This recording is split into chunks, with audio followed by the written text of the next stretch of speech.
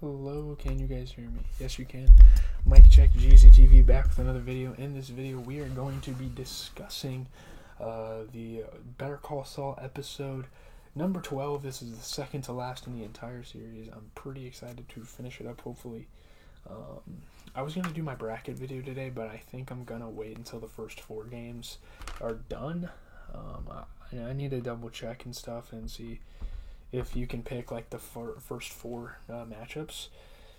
I don't think you can. Yeah, I don't. Interesting. So, I'm going to be making a bracket probably Thursday, maybe? I'm not really sure when all the first 4 games are done. But yeah, we have Better Call Saul here. Let's not get too sidetracked. So we're going to go through the plot and the reception. This is a very major episode. So, in 2004 in Albuquerque, New Mexico, Kim Wexler finalizes her divorce with Jimmy McGill / Saul Goodman, whoever you want to call him. Outside Saul's office, Kim has a conversation with Jesse Pinkman, a friend of Saul's latest client, Emilio Koyama, who just came in. They called his name, and I kind of knew that name sounded familiar. It's just been so long in the Breaking Bad universe since we've heard it. Yeah, Jesse Pinkman's in this episode. I think that's a really cool touch, honestly, for a lot of the major Breaking Bad characters to return to the show, or return to the universe. Jesse notes Saul's shady advertising and asks whether he is a legitimate attorney. Kim replies that he was when she knew him, so she's trying to backhandedly co-sign him, and Jesse's kind of asking her for advice, like, should I use this lawyer? Because he's preparing to try to get Badger out of jail. That's where Better Call Saul first came to the show when Badger went to jail, one of their dealers.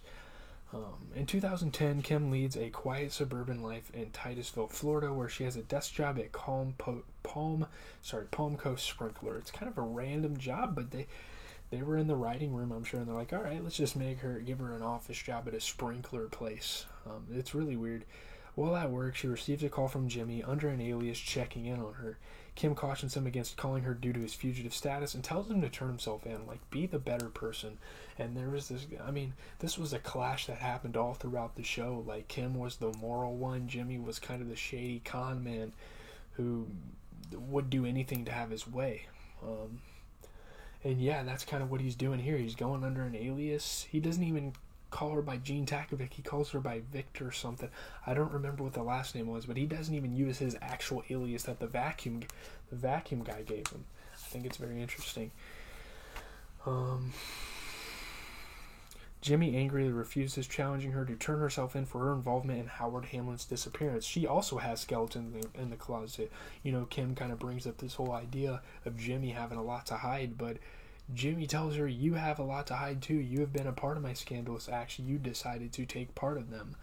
It was your choice, Kim flies to Albuquerque and visits Cheryl, Howard's widow, to whom she gives a written confession detailing her and Jimmy's plot to character assassinate Howard, as well as the truth about his death.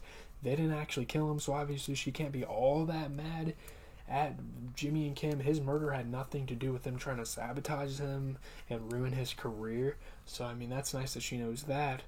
But she has to take her skeletons out the closet. Jimmy doesn't want to, and he kind of encourages her to do so because he knows he doesn't want her to do it, but he's kind of telling her that, why don't you do it? You're being kind of hypocritical. And she decides, yeah, I should be the better person. This kind of influenced me to do this, and she does it, and she probably feels a lot better. She's crying, but of course things have to be done in this world.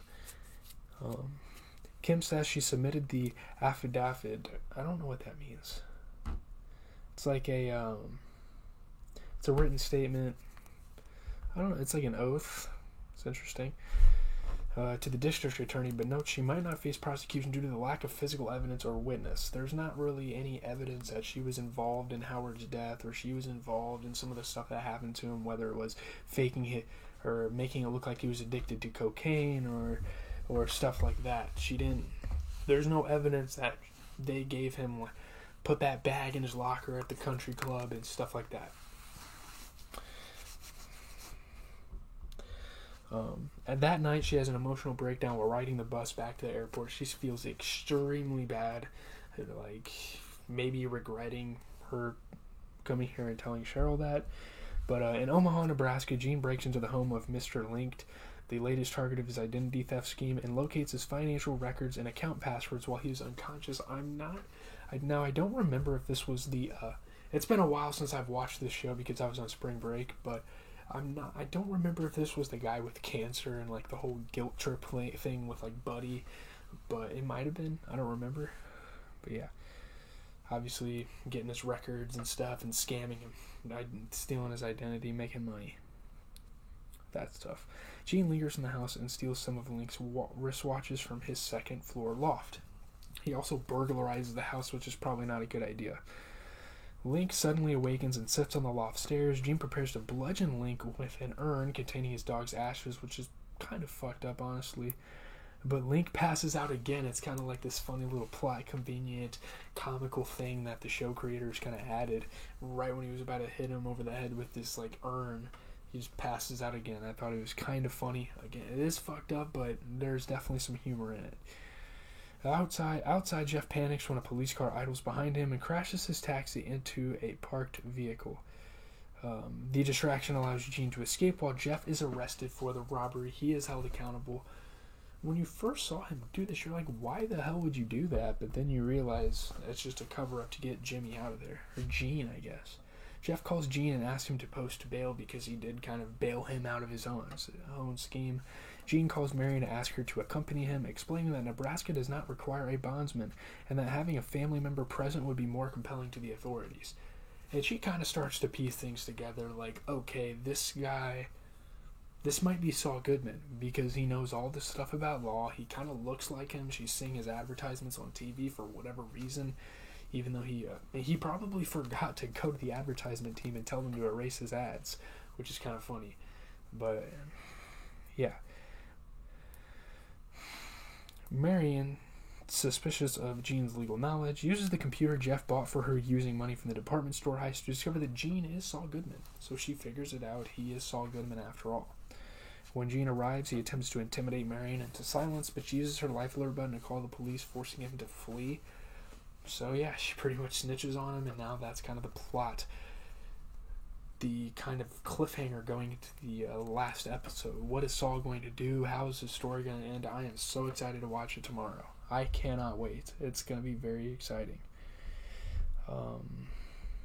Yeah, Seahorn, her performance, he's back. I think it's great as Kim Wexler. This was a good episode. 100% approval, 11 reviews, 9.5 out of 10. On Rotten Tomatoes, people love it. An arresting showcase for Rhea Seehorn, the penultimate installment of Better Call Saul wistfully surveys what came before, while teeing up this saga's conclusion with agonizing tension. Like, what is going to happen, 5 out of 5 from Vulture, Den of Geek, Game Rant. People loved this episode, and I feel like people are probably loved the finale of the series even more. I don't see, given what they did with Breaking Bad, I don't see this TV show failing in the finale. I really don't. An A minus, A range for people like IndieWire and AV Club. The episode's masterful and full of emotionally walloping moments, black comedy, and satisfying reveals, and among the very best Vince Gilligan verse hours assembled. The episode was a masterclass in making the mundane seem both important and suspenseful. Yeah, Seahorn was great. She did the best. I mean, her breakdown in the airport, how she was acting, her very, nonchalantness, her very, plain expressions when Jimmy called her on the phone. All of these performances, Rhea Seahorn did great. The performance was transcendent. Though Seahorn says little in these scenes, her physical performance is nothing short of revelatory as we journey with her through the rubble of her past. Like, she's going through her past, she's picking the skeletons out of her closet. And yeah, it's great. The scene where she breaks down crying on the bus is obviously, I think, her best acting damn near in this entire show. It is probably the best scene she's ever played on the show, actually, now that I think about it.